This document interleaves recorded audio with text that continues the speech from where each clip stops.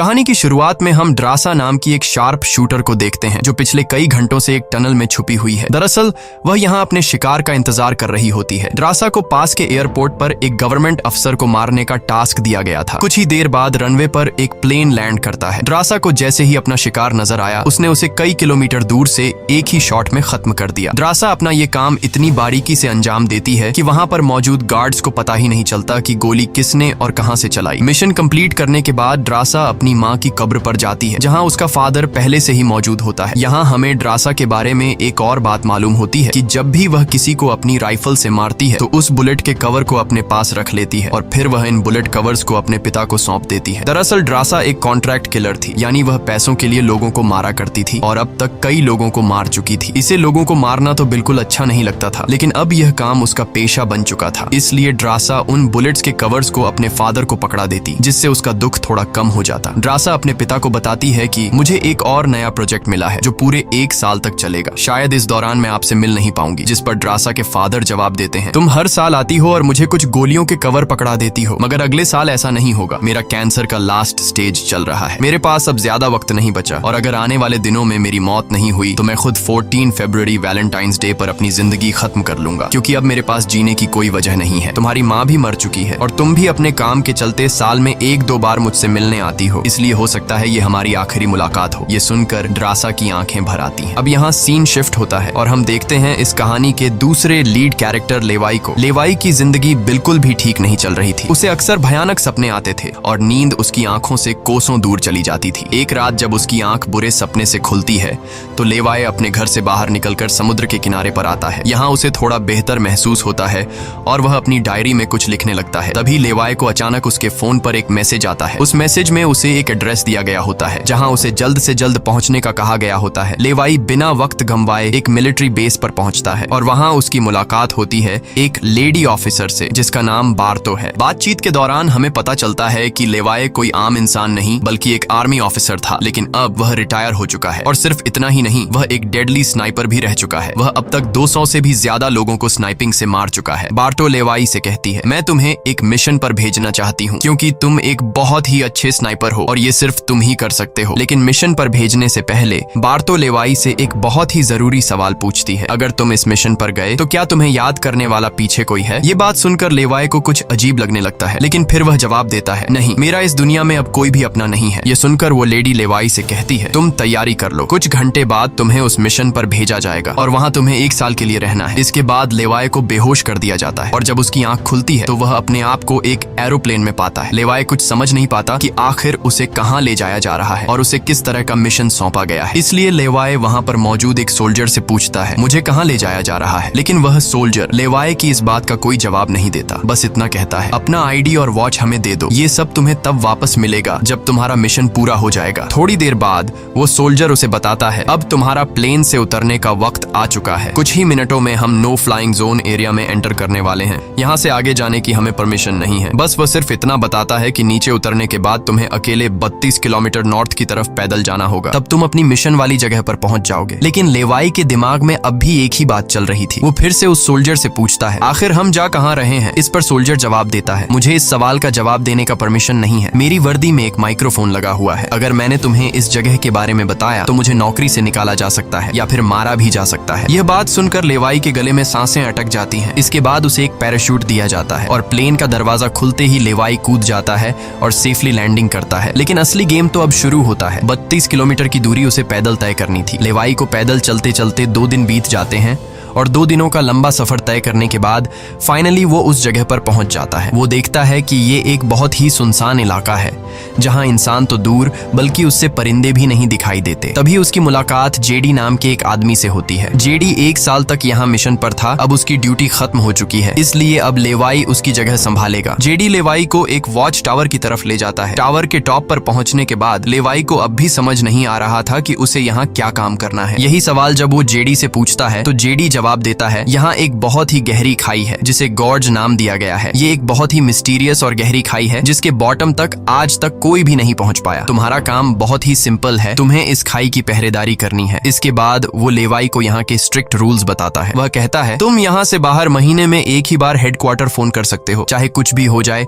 तुम बाहर की दुनिया से जुड़ने की उम्मीद मत रखना। ये टावर, जिसे हम वेस्ट टावर कहते हैं, इसके ठीक सामने ईस्ट टावर है, वह रशिया का है। वहाँ भी एक गार्ड अपनी ड्यूटी निभा रहा है, लेकिन तुम दोनों के बीच कोई भी कॉन्टैक्ट अलाउ नहीं है। तुम्हें सिर्फ अपनी ड्यूटी पर ध्यान देना है और हाँ, आने वाले खतरे के लिए हर वक्त तैयार रहना, क्योंकि यहाँ तुम पर किसी भी वक्त हमला किया जा सकता है। यहाँ ऑटोमेटिक गन्स और नीचे ढेर सारे लैंड माइन्स लगाए हुए हैं। अगर ऑटोमेटिक गन्स में गोलियां खत्म हो जाए तो उसे हमेशा रिलोड रखना, क्योंकि हमले के दौरान ऑटोमेटिक गन्स तुम्हारी बहुत काम आएगी। और आखिरी बात, अगर तुम्हें कभी भी यहाँ तेज सायरन की आवाज सुनाई देने लगे तो तुम बिना सोचे समझे यहाँ से भाग जाना। जेडी कहता है, मुझे भी नहीं पता कि ऐसा क्यों बोला गया है, लेकिन मुझे जो पिछले ड्यूटी वर्कर ने बताया था वही मैं तुम्हें बता रहा हूँ। लेवाई उसकी सारी बातें अच्छी तरह से सुन लेता है, पर उसका सवाल एक ही था। वह पूछता है, आखिर यहाँ ऐसा क्या है जिसके लिए इतनी स्ट्रिक्ट सिक्योरिटी लगाई गई है? तभी जेडी एक ग्रेनेड निकालता है और इस ग्रेनेड को उस गहरी खाई में फेंक देता है। ग्रेनेड जैसे ही खाई की गहराइयों में धमाका करता है, वहाँ से एक अजीब भयानक आवाज गूंजने लगती है। वो आवाज किसी इंसान की बिल्कुल भी नहीं थी, वो किसी ऐसी चीज की थी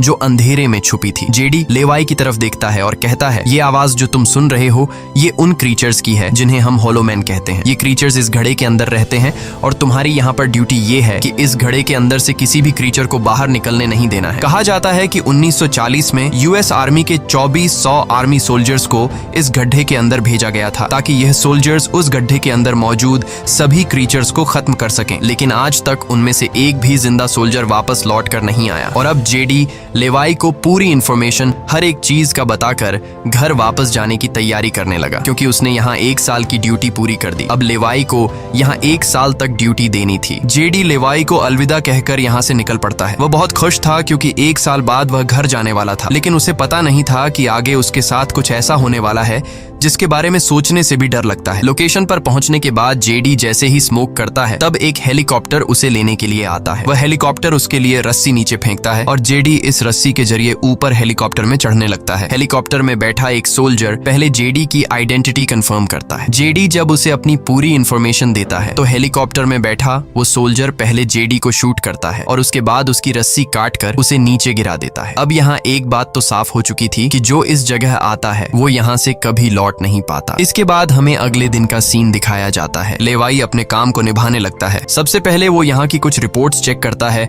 और जिन ऑटोमेटिक गन्स में गोलियां खत्म होती हैं उन्हें रीलोड करता है। इसी तरह से दिन गुजरते हैं और फिर 1 महीना। अब लेवाई को ये जगह बोरिंग फील होने लगी। वो सोचता है कि क्या 1 साल तक यहाँ बस अकेले ही रहना है, न किसी से बातचीत और न ही कोई एंटरटेनमेंट। इसीलिए टाइम पास करने के लिए वो अलमारी में रखी किताबें पढ़ने का सोचता है। जब वो अलमारी से किताबें निकालता है तो अचानक उसकी नजर अलमारी के पीछे की दीवार पर पड़ती है। उस दीवार पर कुछ नोट्स लिखे होते हैं। ये उन सभी लोगों के नोट्स थे जो इससे पहले इस टावर में अपनी ड्यूटी कर चुके थे। हर नोट में डर, अकेलापन और होलोमैन के खतरों का जिक्र था। एक दिन लेवाई को वेस्ट टावर से मशीन चलने की आवाज आती है। लेवाई जल्दी से अपने टेलीस्कोप से दूर से ईस्ट टावर को देखने की कोशिश करता है और तभी उसे एक लड़की दिखाई देती है और ये लड़की कोई और नहीं बल्कि ड्रासा होती है, जो कि उसकी अच्छी स्नाइपिंग की वजह से उसे इस टावर पर ड्यूटी दे दी गई थी। ड्रासा की खूबसूरती देखते ही लेवाई की नजरें उस पर जम जाती हैं, लेकिन लेवाई उससे बात नहीं कर पाता क्योंकि ऐसा करना रूल्स की खिलाफ वर्जी थी और ड्रासा को भी वेस्ट टावर में बैठे लेवाई के बारे में पता चल चुका था। अब इसी तरह से दिन गुजरते हैं और ये दोनों सोचते हैं कि क्या हमें एक दूसरे से बात करनी चाहिए या नहीं। कुछ दिन बाद ड्रासा का जन्मदिन आता है। अकेलेपन में घिरी हुई ड्रासा को लगता है कि उसे किसी से बात करनी चाहिए। वो लेवाई से बात करने की कोशिश करती है। ड्रासा एक व्हाइट बोर्ड के जरिए लेवाई से पूछती है, तुम्हारा नाम क्या है? इस पर लेवाई को रूल्स याद आते हुए कहता है कि नाम बताना अलाउड नहीं है, लेकिन ड्रासा मुस्कुराते हुए अपना नाम बताती है, मेरा नाम ड्रासा है। लेवाई भी ज्यादा न सोचते हुए अपना नाम बता देता है। ड्रासा बताती है कि आज मेरा बर्थडे है और ड्रासा अपने बर्थडे को सेलिब्रेट करते हुए डांस करने लगती है। ड्रासा लेवाई से पूछती है, क्या तुम्हें डांस करना आता है? लेवाई बताता है, नहीं, मुझे डांस करना बिल्कुल भी नहीं आता। जिस पर ड्रासा पूछती है, तो फिर तुम्हें क्या करना आता है? लेवाई जवाब देते हुए बोर्ड पर लिखता है, मैं शूटिंग थोड़ी बहुत अच्छी कर लेता हूँ। यहाँ ट्रासा उसकी शूटिंग स्किल्स चेक करने के लिए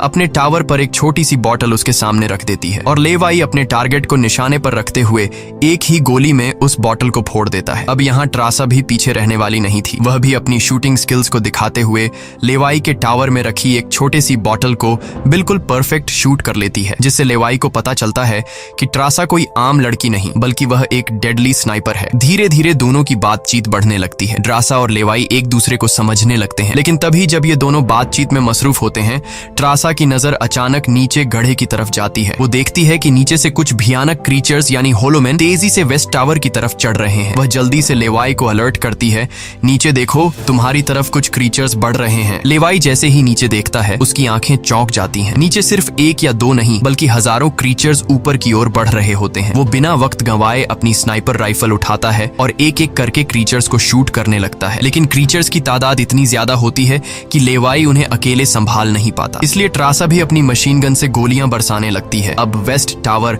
यानी ट्रासा की तरफ भी क्रीचर्स बढ़ने लगे। ये दोनों अपनी अपनी साइड से इन क्रीचर्स को मारने लगते हैं, लेकिन तभी लेवाई देखता है कि एक क्रीचर ऊपर ट्रासा के टावर तक पहुंच चुका है और वह क्रीचर जैसे ही ट्रासा पर हमला करने वाला होता है तो लेवाई ईस्ट टावर से अपनी जबरदस्त स्नाइपिंग स्किल्स का इस्तेमाल करते हुए उस क्रीचर को मार गिराता है। अब लेवाई और ट्रासा दोनों को एहसास हो जाता है कि इस खतरनाक जगह में अगर जिंदा रहना है तो उन्हें मिलकर लड़ना होगा। सब कुछ संभालने के बाद ट्रासा बताती है, ये मेरी लाइफ का सबसे बेस्ट बर्थडे था। अगली सुबह लेवाई नीचे लगी लैंड माइंस को ठीक करता है और ऑटोमेटिक गन को रीलोड करता है। तभी अचानक खाई के अंदर से एक ड्रोन निकलता है। वो ड्रोन कुछ सेकंड्स तक लेवाई की तरफ देखता है। ड्रोन अजीब तरीके से स्कैन करता है। ये देखकर लेवाई हैरान रह जाता है और उसे कुछ समझ नहीं आता कि ये ड्रोन क्यों और किसके लिए भेजा गया था। इस तरह से दिन गुजरते हैं और फिर महीने। इन दोनों की आपस में दोस्ती होने के बाद अब उनके दिन अच्छे गुजर रहे थे और अब उन्हें अकेलापन बिल्कुल भी महसूस नहीं होता था। पर एक दिन ट्रासा बहुत ज्यादा सैड होती है क्योंकि आज 14 फेब था और उसे याद आता है कि उसके फादर ने कहा था कि अगर कैंसर की वजह से आने वाले कुछ दिनों में नहीं मरा तो वो 14 फेब के दिन खुद को मार देगा। और यहाँ ट्रासा बोर्ड पर लिखकर लेवाई को बताती है, आज मैं खुद को बहुत ही अकेली महसूस कर रही हूँ। अगर आज मेरे पास कोई होता तो बहुत अच्छा होता। लेवाई को भी पहले ही दिन से ट्रासा से मिलने का मन था और आज वह खुद को रोक नहीं पाता। वो ट्रासा के पास जाने का प्लान बना लेता है। वह एक रॉकेट लॉन्चर के जरिए ईस्ट टावर तक पहुंचने का जुगाड़ कर लेता है। अगली सुबह वो रॉकेट लॉन्चर का इस्तेमाल करके एक मजबूत रस्सी को ट्रासा की तरफ फेंकता है, जिसके बाद ट्रासा टावर के बाहर आती है और वो रस्सी को मजबूती से एक पेड़ के साथ बांध देती है ताकि लेवाई रस्सी के जरिए लटक कर ईस्ट टावर तक पहुंच जाए। लेवाई बिना देर किए उस रस्सी के सहारे ईस्ट टावर की ओर बढ़ने लगता है, लेकिन बीच में वो अटक जाता है क्योंकि आगे रस्सी की ढलान खत्म हो चुकी थी। इसलिए अब लेवाई हाथों की मदद से आगे बढ़ने लगता है और करीब आधा घंटा हाथों की मदद से सफर करने के बाद वो ट्रासा के टावर तक पहुंच जाता है। ट्रासा उसे वेलकम करती है और कहती है, तुमसे बहुत ही गंदी पसीने की बू आ रही है, इसलिए पहले तुम नहा लो, फिर मैं तुमसे मिलूंगी। लेवाई को ये सुनकर हंसी आ जाती है। वह कुछ कहता नहीं, बस सिर हिलाकर मान जाता है। ट्रासा यहाँ पर शरारत करते हुए उसके कपड़े दूर जाकर छिपा लेती है और सीसीटीवी कैमरा के जरिए लेवाई को देख रही होती है, जो टावर में मौजूद शावर में नहा रहा होता है। उसके बाद लेवाई और ट्रासा एक साथ बैठकर काफी देर तक बातें करते हैं। ट्रासा उससे अपनी पूरी स्टोरी बताती है और बताती है कि अब इस दुनिया में मेरा कोई नहीं रहा, सिर्फ मेरे फादर जिंदा बचे थे, पर कल के दिन उसने भी खुद को मार दिया होगा। यहाँ लेवाई भी ट्रासा को रात में आने वाले भयानक सपने और अपने उन दिनों के किस्से सुनाता है जब वो यूएस आर्मी में था। इस तरह से बातें करते करते रात हो जाती है। ट्रासा यहाँ एक सॉफ्ट म्यूजिक लगा लेती है। ये दोनों म्यूजिक की धुन पर डांस करने लगते हैं। इसी डांस के दौरान वो एक दूसरे के करीब आने लगते हैं और उनके बीच रोमांस होने लगता है। कुछ देर बाद लेवाई ट्रासा की तरफ देखकर एक मुस्कान के साथ कहता है, मैंने तुम्हारे लिए एक शायरी लिखी है, जब हम यहाँ से निकलेंगे तभी मैं तुम्हें वो शायरी दूंगा। अगले दिन लेवाई को वापस अपने वेस्ट टावर लौटना था। वह ट्रासा को अलविदा कहता है और रस्सी के सहारे वेस्ट टावर की तरफ चलना शुरू कर देता है। ट्रासा भी उसे जाते हुए देखती रहती है, लेकिन तभी हम देखते हैं कि कुछ क्रीचर्स ऊपर टावर की तरफ बढ़ रहे हैं, जिनमें से एक क्रीचर वहां लगे लैंड माइन से टकरा जाता है और एक जोरदार धमाका होता है। लैंड माइन के फटने से जो उसके लोहे के पार्ट्स हवा में उड़ जाते हैं, उनमें से एक पार्ट रस्सी से टकरा जाता है, जिससे रस्सी टूट जाती है और वह तेजी से उस खाई में गिर जाता है। है। लेवाई को गिरते देखकर ट्रासा बिना सोचे समझे अपना पैराशूट उठाकर वह भी उस खाई में कूद जाती है। खाई की गहराई में गिरने के बाद द्रासा पानी की तेज बहाव वाली नदी में बहने लगती है। वह किसी तरह करके नदी से बाहर निकलकर किनारे तक पहुंच जाती है। दूसरी तरफ लेवाई की किस्मत अच्छी होती है कि वो एक बड़े से पेड़ पर गिरकर लटक चुका था। इतनी ऊंचाई से गिरने के बाद उसे चोटें तो काफी सारी आ जाती हैं, पर उसकी जान बच जाती है। जैसे ही उसकी आंखें खुलती हैं, वो देखता है कि एक बड़ा कीड़ा उस पर हमला करने के लिए बढ़ रहा है। वो खुद को बचाने की कोशिश करता है, पर तभी पेड़ की लकड़ी टूट जाती है और लेवाई नीचे पेड़ की जड़ों पर गिर जाता है। नीचे गिरते ही पेड़ की जड़ों ने उसे अपनी गिरफ्त में लेने लगती है और लेवाई को जकड़ लेती है। उससे पहले कि ये जड़ें लेवाई को मार देती, वहाँ ट्रासा पहुंच जाती है। वो जल्दी से चाकू निकालकर इन जड़ों को काटने लग जाती है, जिससे लेवाई आजाद हो जाता है। इसके बाद लेवाई और ट्रासा चारों ओर देखने लगते हैं। हर तरफ सन्नाटा और डर का माहौल छाया होता है। तभी अचानक पेड़ों की आड़ से कुछ क्रीचर्स निकलकर उन पर हमला कर देते हैं। यहाँ उनके बीच एक बड़ी फाइट होने लगती है। लेवाई अपनी बंदूक संभालता है और पहली गोली सीधे एक क्रीचर के सर में मारता है। एक के बाद एक दोनों ने मिलकर दोनों क्रीचर्स को खत्म कर दिया। यहाँ लेवाई की नजर क्रीचर की डेड बॉडी पर पड़ती है। वह देखता है कि क्रीचर ने वही आर्मी वर्दी पहन रखी थी जो किसी जमाने में अमेरिकन सोल्जर्स की होती थी। ये देखकर लेवाई के रोंगटे खड़े हो जाते हैं। तभी उसे जेडी की वो बातें याद आती हैं जब उन्होंने बताया था कि 1940 में 2400 सोल्जर्स के एक बड़े ग्रुप को इस खाई में भेजा गया था और वो सैनिक कभी वापस नहीं लौटे थे। उसके बाद लेवाई और ट्रासा एक अजीब भयानक सी जगह पर पहुंच जाते हैं। यहाँ का मंजर किसी बुरे सपने जैसा था। हर तरफ इंसानों के सड़े गले शरीर पड़े थे और सबसे अजीब बात यह थी कि इन शरीरों के अंदर से पेड़ पौधे उग आए थे। ऐसा लग रहा था जैसे कोई जानलेवा वायरस ने इस जगह को अपनी गिरफ्त में ले लिया हो। तभी अचानक पेड़ों के बीच से कुछ हलचल होती है। लेवाई और ट्रासा समझ जाते हैं कि क्रीचर्स एक बार फिर उनका पीछा कर रहे हैं। डर के मारे यह दोनों तेजी से भागने लगते हैं और एक टूटी फूटी चर्च में घुस जाते हैं। दरवाजा बंद करने के बाद सामने उन्हें एक अजीब सा नजारा दिखता है। हर तरफ इंसानों की लाशें पड़ी हुई थीं। उनकी हालत देखकर ऐसा लग रहा था जैसे उन्होंने खुद अपनी जान ले ली हो ताकि इस वायरस से बच सकें। अचानक एक बड़ी मकड़ी ट्रासा के ऊपर कूद पड़ती है और ढेर सारी और भी मकड़ियां निकल आती हैं। ये मकड़ियां साइज में काफी बड़ी होती हैं। जैसे ही स्पाइडर उन पर हमला करता है, लेवाई और ट्रासा मिलकर उसे खत्म कर देते हैं। दूसरी तरफ चर्च का दरवाजा वो क्रीचर तोड़कर अंदर आ जाते हैं। लेवाई और ट्रासा अपनी जान बचाने के लिए उन पर फायरिंग शुरू कर देते हैं और जैसे तैसे करके उनसे अपनी जान छुड़ाकर चर्च से बाहर निकल आते हैं। तभी लेवाई की नजर सामने पहाड़ में बनी एक पुरानी सुरंग पर पड़ती है। वह दोनों फौरन उस सुरंग के अंदर घुस जाते हैं। अंदर जाकर उन्हें पता लगता है कि असल में यह एक पुरानी लैब है। यहाँ हर जगह टूटी फूटी कांच, मशीन्स और पुराने जंग लगे हुए कंटेनर्स पड़े थे। यहाँ लेवाई को एक पुराना डीवीडी कैसेट मिलता है। लेवाई डीवीडी को प्ले करता है और स्क्रीन पर एक लड़की नजर आती है। वह लड़की कहती है कि हम लोग यहाँ एक सीक्रेट केमिकल मिसाइल प्रोजेक्ट पर काम कर रहे थे। हमारे साथ सैकड़ों साइंटिस्ट थे, पर एक दिन यहाँ भूकंप आया। भूकंप के तेज झटके से मिसाइल की केमिकल लीक हो गई। जहरीला केमिकल हवा में मिलने लगा। कुछ ही घंटों में लोग वायरस से इन्फेक्ट होने लगे। वह लड़की अपना पेट दिखाते हुए बताती है कि मैं भी इन्फेक्टेड हूँ। हालांकि हमने मिलिट्री को सब कुछ बताया। हमने उनसे कहा कि इस पूरे इलाके को बॉम्बिंग करके तबाह कर दिया जाए ताकि इन्फेक्शन और फैल न सके, लेकिन उन्होंने हमारी बात नहीं सुनी। इस वीडियो को देखने के बाद लेवाई को वहाँ एक नए जमाने का कंप्यूटर मिलता है। लेवाई को समझ नहीं आता कि इस जगह में आज के दौर का कंप्यूटर कैसे रखा गया है। लेवाई उसे ऑन करता है और उसमें मौजूद जानकारी को देखकर एकदम सुन रह जाता है। उसे डार्क लेक नाम की एक कंपनी के बारे में पता चलता है जो पैरामिलिट्री बनाने का काम करती है। ये कंपनी यहाँ से इन्फेक्टेड लोगों के सैंपल्स इकट्ठा करके अपने कंट्री के सोल्जर्स को सुपर सोल्जर्स में कन्वर्ट करने के लिए उन पर एक्सपेरिमेंट करती है। यही वजह है कि कोई भी देश इस जगह को मिटाना नहीं चाहता। इसके अलावा लेवाई को यह भी पता चलता है कि यह जो खाई है, यहाँ पर एक बहुत ही बड़ा मिसाइल है जिसकी एक्टिवेशन पर जब वो फटेगा तो 4.2 किलोमीटर की लंबाई में सब कुछ मिटा देगा। लेवाई और ट्रासा ये सारा राज समझ जाते हैं। उन्हें पता चल जाता है कि जिस लेडी बार्तो ने उन्हें यहाँ भेजा था वही इस जगह की ओनर है और वो इस जगह का गलत इस्तेमाल कर रही है। और इस जगह को सीक्रेट रखने के लिए लेडी बार्तो हमेशा ऐसे इंसान को यहाँ पर ड्यूटी के लिए चुनती थी जिसका पीछे कोई पूछने वाला नहीं हो, और उस इंसान को यहाँ साल भर ड्यूटी करने के बाद मार दिया जाता, जिस तरह से जेडी को मार दिया गया था, ताकि वो बाहर आकर दुनिया को इस जगह के बारे में नहीं बता सके। ये सब जानने के बाद जैसे ही ये दोनों वहाँ से निकलते हैं, तभी एक घुड़सवार क्रीचर ट्रासा को रस्सी से जकड़कर अपने साथ ले जाता है। लेवाई ट्रासा की तलाश में यहाँ वहाँ भटकता है, लेकिन उसे ट्रासा कहीं दिखाई नहीं दे रही थी। तभी लेवाई एक ऐसी जगह पर पहुंचता है जहाँ एक बड़ी मिसाइल रखी हुई थी। ये वही मिसाइल थी जिसके बारे में डार्क लेक कंपनी के कंप्यूटर से लेवाई को जानकारी मिली थी। लेवाई को सब कुछ साफ समझ आ चुका था। असल में वॉच टावर में पहले रह चुके लोग जब यह कहते थे कि अगर सायरन की आवाज सुनाई दे तो जितनी जल्दी हो सके यहाँ से भाग जाना चाहिए, वो दरअसल इस मिसाइल की ही बात कर रहे थे। दूसरी तरफ ट्रासा अब उस क्रीचर के कब्जे में थी। ट्रासा खुद को छुड़ाने की कोशिश करती है और जैसे तैसे करके वो खुद को छुड़ा लेती है। आजाद होते ही ट्रासा और क्रीचर के बीच फाइट छिड़ जाती है। लेवाई भी ट्रासा को ढूंढते ढूंढते वहां पहुंच जाता है और वह भी फौरन क्रीचर पर हमला कर देता है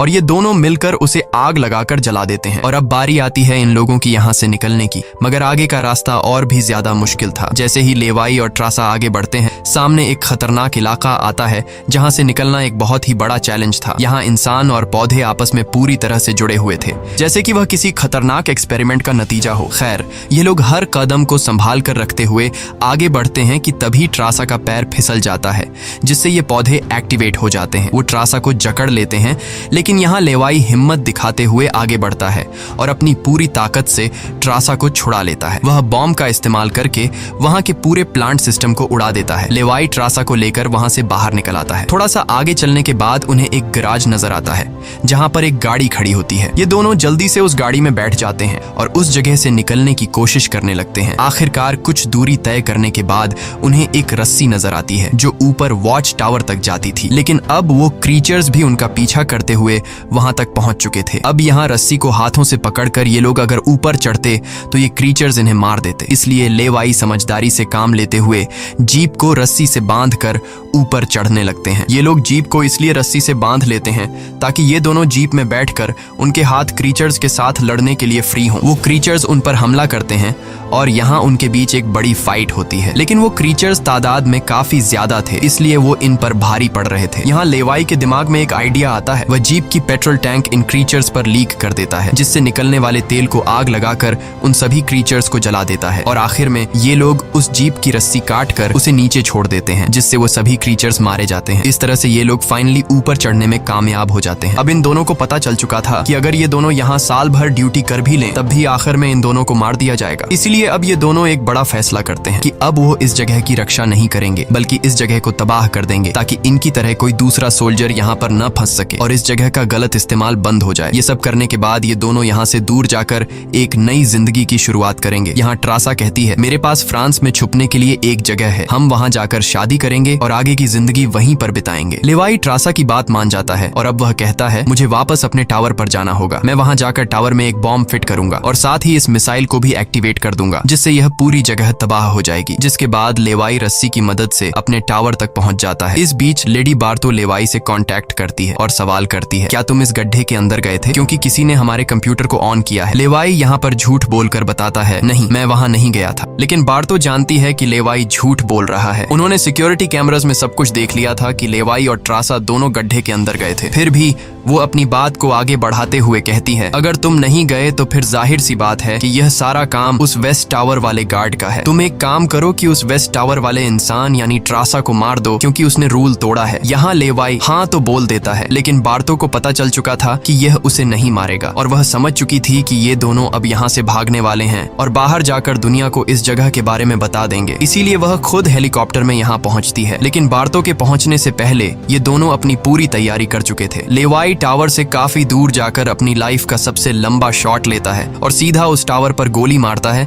जो सीधा नीचे मिसाइल से कनेक्ट था, जिससे एक तेज सायरन बजने लगता है। अब उनके पास टाइम कम था। ये दोनों तेजी से भागने लगते हैं क्योंकि जब मिसाइल फटेगी तो वह 4.2 किलोमीटर के एरिया को तबाह कर देगी। लेवाई और ट्रासा दोनों पूरी ताकत से जंगल की ओर भागने लगते हैं। ट्रासा अपनी जान बचाते हुए उस जगह से काफी दूर निकल जाती है, लेकिन लेवाई के पैर में चोट आई थी जिससे वह तेज नहीं भाग सकता था। दूसरी तरफ बार्तो को भी यह समझ आ चुका था कि जल्द ही मिसाइल ब्लास्ट होने वाला है। ठीक इसी वक्त मिसाइल एक्टिवेट हो जाती है और एक बहुत ही बड़ा धमाका होता है जिससे पूरी खाई तबाह होने लगती है। ये ब्लास्ट इतना भयानक था कि उसके लपटने और झटके दूर तक फैल गए, जिसमें बार्तो का हेलीकॉप्टर भी उस धमाके की चपेट में आ जाता है और वह वहीं मारी जाती है। ट्रासा ने तो 4.2 किलोमीटर का फासला तय कर लिया था, लेकिन लेवाई उस धमाके की लपेट में आ जाता है और धमाका धमाके से आने वाली तेज हवा उसे पानी में गिरा देती है। दूसरी तरफ खाई में सभी क्रीचर्स मारे जाते हैं। अब सिर्फ ट्रासा उस धमाके में जिंदा बच गई थी और वह एक ऊंची जगह पर खड़ी होकर लेवाई का इंतजार करने लगी। इंतजार करते करते रात हो जाती है, लेकिन लेवाई का कोई अता पता नहीं चलता। वो समझ जाती है कि अब लेवाई जिंदा नहीं रहा, जिसके बाद कहानी यहाँ से कुछ महीने आगे शिफ्ट होती है। ट्रासा लेवाई की लिखी हुई कविता को पढ़ती है। हर एक शब्द में उसे लेवाई की यादें महसूस होती हैं। आंखों में आंसू लिए वो अपने दिल को संभालने की कोशिश करती है। अब ट्रासा एक नई जिंदगी की शुरुआत करते हुए फ्रांस के एक होटल में वेट्रेस की जॉब करने लगती है। लेकिन फिर अचानक एक दिन ट्रासा के सामने लेवाई आकर खड़ा हो जाता है। वह जिंदा था। लेवाई को देखकर ट्रासा की आंखें खुली की खुली रह जाती हैं। वह खुशी के मारे दौड़कर लेवाई को गले लगाती है और इसी के साथ यह कहानी खत्म हो जाती है। अगर वीडियो आपको अच्छी लगी हो तो हमारे चैनल को सब्सक्राइब और वीडियो को लाइक जरूर कीजिएगा।